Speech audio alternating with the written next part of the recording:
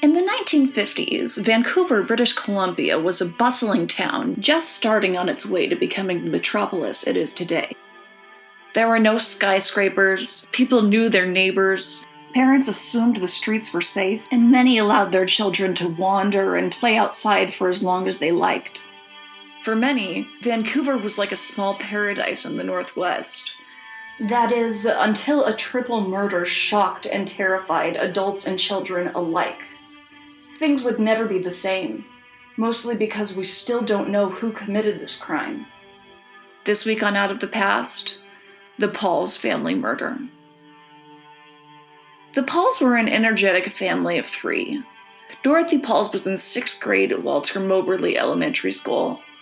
Her father, David, like her mother, Helen, both immigrated from Russia to Canada as teenagers.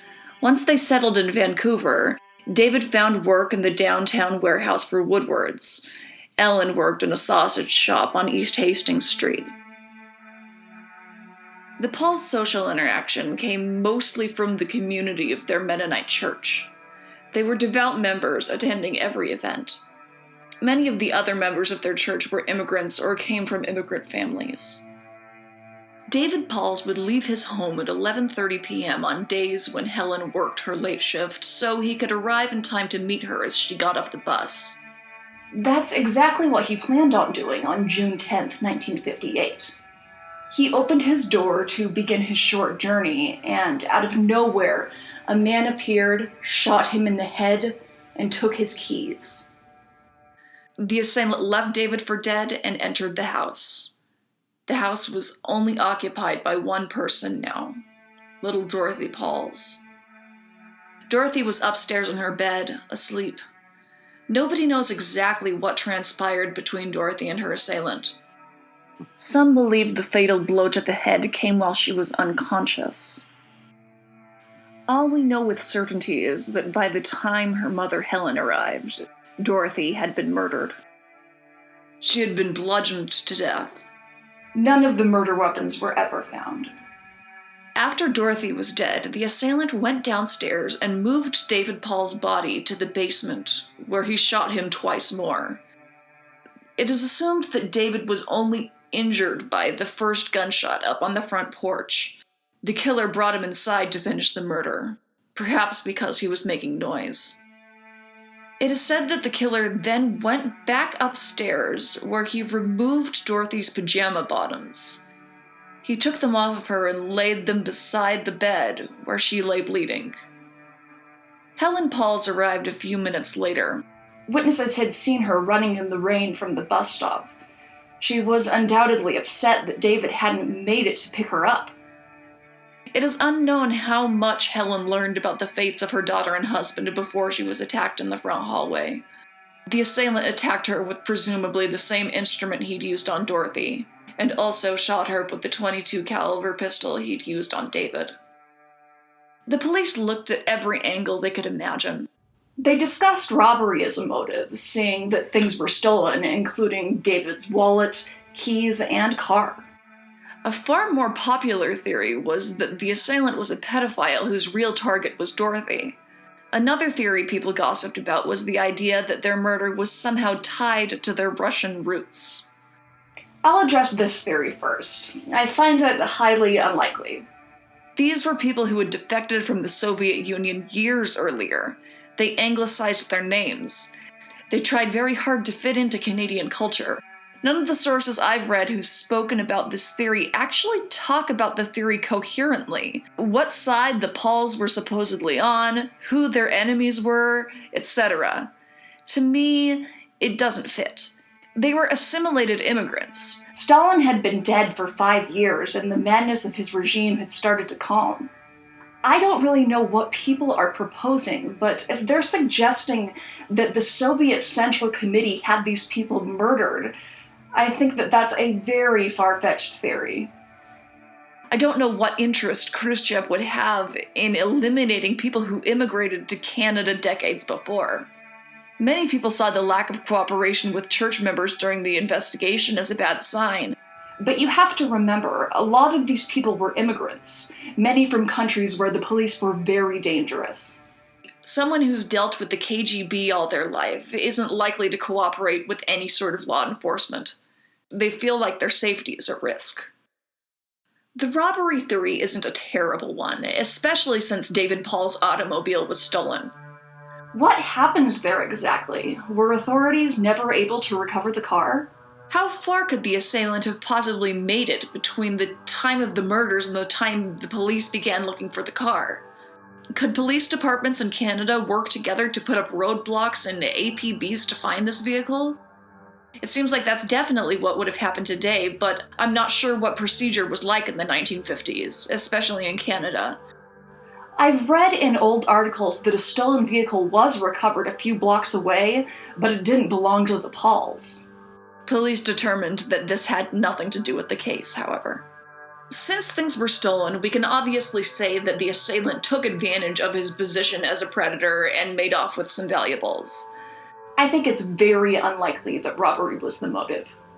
If it was, more things would have been taken. Not to mention that most people who were breaking into a home to rob it are not willing to kill children in order to get what they want. I think that the pedophile theory is the most plausible. It seems very clear to me that the killer knew exactly who was inside of the house.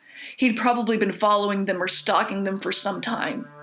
He knew if he got rid of David the moment he got there, he could spend a good while with Dorothy before Ellen returned from work.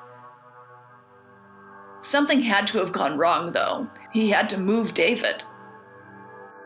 We'll never know why unless we're actually able to speak to the perpetrator. And even if he was 20 years old at the time he committed the crime, he would be in his 80s today. Some insist that it wasn't a pedophile attack, as there was no evidence of sexual assault. To this, I would remind you that there are many, many ways a person can be sexually abused and even assaulted that don't leave marks, ways that don't involve any penetration.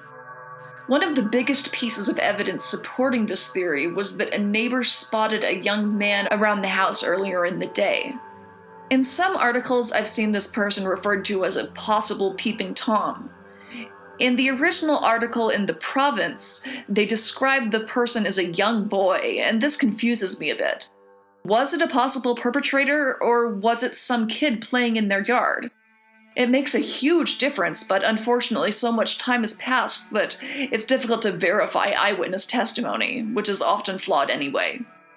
Many things are said with certainty in this case, but there are plenty of areas where certainty eludes us. A big question I have is, how do we know that the perpetrator removed Dorothy's pants post-mortem? And even more, why do articles insist that he killed Dorothy, went down and moved David, then came back up to remove her pajama bottoms? I can't actually find anything online about how law enforcement deduced this. What if things happened in a different order? What if the assailant ordered Dorothy to remove her pants before she was even murdered, and returned to her room to stage them later? I can only assume that the police came to their conclusion through analyzing footprints and blood transfer. Maybe her father's blood was transferred to her pajama bottoms, and that's why they made the call. But I think there are a number of imaginable timelines in which he could have transferred blood to the clothing at any other time during the attack. This is an unspeakable tragedy. Dorothy was only in 6th grade. Her teachers and classmates were devastated by the event. They spoke about how happy she seemed the day she was murdered. The children at Walter Moberly's school described her as quiet and smart. This tragedy disturbed the citizens of Vancouver to their very cores. Support from the community was plentiful, but it didn't make a difference in bringing the assailant to justice. This is a cold case, but Vancouver hasn't entirely given up. According to their website, they've reviewed the case as recently as 2015. If you have any information, their tip line is always open. If you want to submit an anonymous tip, you can always call Crime Stoppers. They take your tip and keep your identity 100% anonymous. I hope this case is solved someday. I'm unclear on whether they have any biological evidence they can move forward with. But seeing as how the Vancouver Police Department hasn't abandoned it entirely, I hope they have something that's keeping their hope alive. If you want to make a charitable donation to an organization that helps people affected by the kinds of tragedies we talk about on this channel, follow the link to my website in the bio where there's a list of charities where your dollar can really make a difference. We retell these stories so these people's lives are not forgotten, and also to move people to action. The same things go on today that went on 50 or 100 years ago. I urge you to do what you can to make a difference. That's all for this week. Please give me a thumbs up and subscribe. I'll see you next time on Out of the Past.